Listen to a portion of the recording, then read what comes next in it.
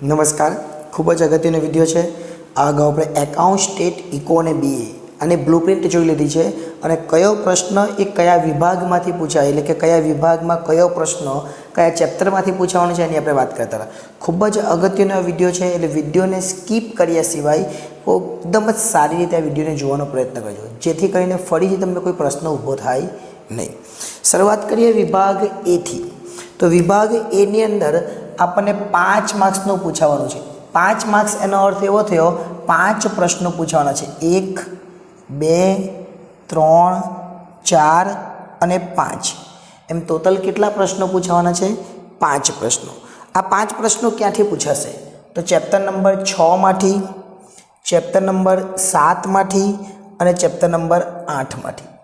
આ દરેકે દરેક ચેપ્ટરમાંથી એક એક પ્રશ્ન, અને ચેપ્ટર નંબર 1 માંથી ચોથો પ્રશ્ન અને ચેપ્ટર નંબર 6 માંથી 5મો પ્રશ્ન.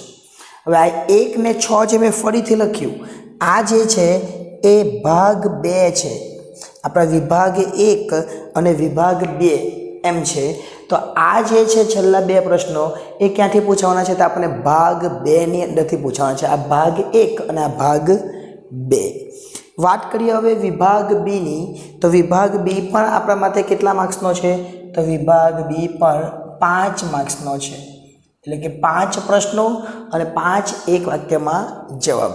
એટલે એ પણ સરસ છે. આપણે જોઈ લઈએ ક્યાંથી પૂછવાનું છે.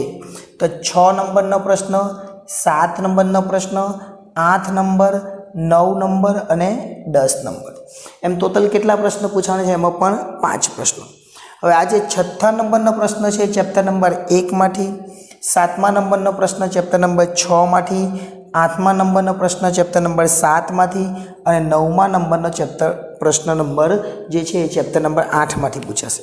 જે 10મા નંબરનો પ્રશ્ન છે ચેપ્ટર નંબર 6 માંથી, એનો અર્થ એવો થયો કે ફરીથી પ્રશ્ન નંબર આ જે છે 10મો એ ચેપ્ટર નંબર 6 માંથી આવ્યો, એનો મતલબ ભાગ 2. એટલે આ ભાગ 2 માંથી જે હું લાલ હેડલાઇન કરું છું એ ભાગ 2 માંથી તમારે વાંચવાનું. જે સેક્રેટરી વાળો વિભાગ છે એ વિભાગ 2. જે હવે વિભાગ સી. વિભાગ સી આપણા માટે 10 માર્ક્સનો, એટલે કે 2 માર્ક્સવાળા આપણને 5 પ્રશ્નો પૂછાવાના છે. એટલે આ વિભાગ આપણા માટે 10 માર્ક્સનો થવાનો છે. કેટલા માર્ક્સનો? 10 માર્ક્સનો. 2 માર્ક્સવાળા 5 પ્રશ્નો. ક્યાંથી પૂછાવાના એ પણ જોઈ લે. તો 11 નંબરનો પ્રશ્ન છે, 12 નંબર, 13, 14 અને 15 એમ ટોટલ 15 સુધીના પ્રશ્નો છે. 11 થી લઈને 5 પ્રશ્નો છે. ક્યાંથી પૂછાવાના એ જોઈ લઈએ. તો પહેલો જે પ્રશ્ન છે 11 નંબરનો એ 4થા ચેપ્ટરમાંથી, 12 નંબરનો એ 5મા ચેપ્ટરમાંથી, 13 નંબરનો પ્રશ્ન 7મા ચેપ્ટરમાંથી, 14 નંબરનો પ્રશ્ન 8મા ચેપ્ટરમાંથી અને છેલ્લો 15 નંબરનો પ્રશ્ન છે એ 6થા ચેપ્ટરમાંથી છે. અને 6થું ચેપ્ટર આવે એટલે આપણે ફરીથી સમજી લેવાનું આ કયા ભાગનું છે? તો ભાગ 2નું. એટલે 8 પછી 6 આવ્યા એટલે ભાગ 2નું જે 6થું ચેપ્ટર છે એમાંથી પણ આપણને 2 માર્ક્સનો એક પ્રશ્ન પૂછે.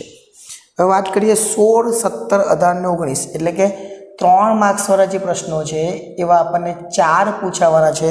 એટલે 3 માર્ક્સવાળા 4 પ્રશ્નો, એટલે ટોટલ કેટલા માર્ક્સ થવાના? તો 12 માર્ક્સનો આ વિભાગ થશે. જોઈએ 16, 17, 18 ને 19. 16, 17, 18 અને 19 એમ ટોટલ કેટલા છે આપણા? તો 4 પ્રશ્નો પૂછાવાના છે. ક્યાંથી પૂછાય? તો 16 નંબરનો પ્રશ્ન એ બીજા ચેપ્ટરમાંથી, 17 નંબરનો પ્રશ્ન ચોથા ચેપ્ટરમાંથી અને એમાં એક અઠવા પણ હશે. એટલે કે એનો એક આંતરિક વિકલ્પ પણ તમને આપવામાં આવશે. 18 નંબરનો પ્રશ્ન એ 5મા ચેપ્ટરમાંથી અને 19 નંબરનો પ્રશ્ન એ 7મા ચેપ્ટરમાંથી. આ સંપૂર્ણ વિભાગ એ આપણો ભાગ 2નો રહેશે. એટલે ભાગ જે 2 છે, એટલે કે વિભાગ 2 એમાંથી આ સંપૂર્ણ ડી વિભાગ આપણને પૂછાશે. એટલે આ જે લાલ હેડલાઇન કરેલી છે એને ખાસ ધ્યાન આપવાનો પ્રયત્ન કરજો, કારણ કે જે લાલ બોક્સની અંદર આપણે લખેલું છે એ વિભાગ 2 છે અને લાલ બોક્સ વગર છે એ વિભાગ 1 છે. હવે ઈની વાત કરીએ તો ઈની અંદર આપણને 2 પ્રશ્નો પૂછાવાના છે, 20 નંબર અને 21 નંબર. હવે જે 20 નંબરનો પ્રશ્ન છે એ ચેપ્ટર નંબર 8 માંથી પૂછાશે અને એમાં એક અઠવા પણ હશે. અને આ જે છે એ ચેપ્ટર નંબર 7માંથી પૂછાશે, પરંતુ જે 8 વાળું છે એમાંથી 8માંથી જ પૂછાય બંને પ્રશ્ન અને એક લખવાનો, અને આ જે 21 નંબરનો પ્રશ્ન છે એ વિભાગ બીમાંથી તમને પૂછવામાં આવશે, એટલે કે વિભાગ બીની અંદરથી આપણને એ પ્રશ્ન પૂછવાનો છે. હવે બીજા 2 પ્રશ્ન બાકી રહ્યા, એટલે આ જે છે ઈ વિભાગ, એ ઈ વિભાગની અંદર આપણને 4 માર્ક્સવાળા 2 પ્રશ્ન પૂછાશે, એટલે 8 માર્ક્સનો આ વિભાગ થવાનો છે. હવે એફ, તો એફ વિભાગની અંદર 5 માર્ક્સવાળા 2 પ્રશ્નો, એટલે એફ વિભાગ આપણા માટે કેટલા માર્ક્સનો થવાનો? 10 માર્ક્સનો. કયા કયા પ્રશ્નો? તો 22 નંબરનો પ્રશ્ન અને 23 નંબરનો પ્રશ્ન. 22 નંબરનો પ્રશ્ન એ આપણને ચેપ્ટર નંબર 7માંથી પૂછાશે, અને 23 નંબરનો પ્રશ્ન ચેપ્ટર નંબર 6માંથી, અને એમાં અઠવા પણ એક આપવામાં આવશે. અને આ જે બંને પ્રશ્નો છે એ આપણને વિભાગ 1માંથી પૂછાશે. વિભાગ 2 જે છે, આ લાલ હેડલાઇન કરેલી છે, એ લાલ જે હાઇલાઇટ આપણે કરેલું છે એ વિભાગ 2 છે, અને જેમાં હેડલાઇન આપણે નથી કરી એ વિભાગ 1 છે. હવે ટોટલ ગણી લઈએ, તો આ 12 ને 8 એટલે ટોટલ કેટલા થયા? 20 માર્ક્સ. ત્યાર પછી આ 5 ને 5 10, આ 10 માર્ક્સ થઈ ગયા, એટલે 10 10 20, 20 ને 20 40, 40 ને 10 50, એટલે આ 50 માર્ક્સનું આ પેપર રહેવાનું છે. એમાં કેટલીક જગ્યાએ તમને ઓપ્શન પણ આપેલા છે, જેમ કે આ 20 નંબરનો પ્રશ્ન છે, એ 20 નંબરનો પ્રશ્નની અંદર 8મો પ્રશ્ન પૂછવાનો, એની અઠવામાં એક પ્રશ્ન. 23 નંબરમાં આપણને 6થો પ્રશ્ન પૂછવાનો, એમાં એક પ્રશ્ન. 17 નંબરમાં આપણને ચોથા ચેપ્ટરમાંથી પૂછાશે, એમાં પણ એક અઠવા આપવામાં આવશે. એટલે આ રીતે તમે તૈયારી કરો તો એસપીસીસીમાં સારી એવી તૈયારી થઈ શકે છે.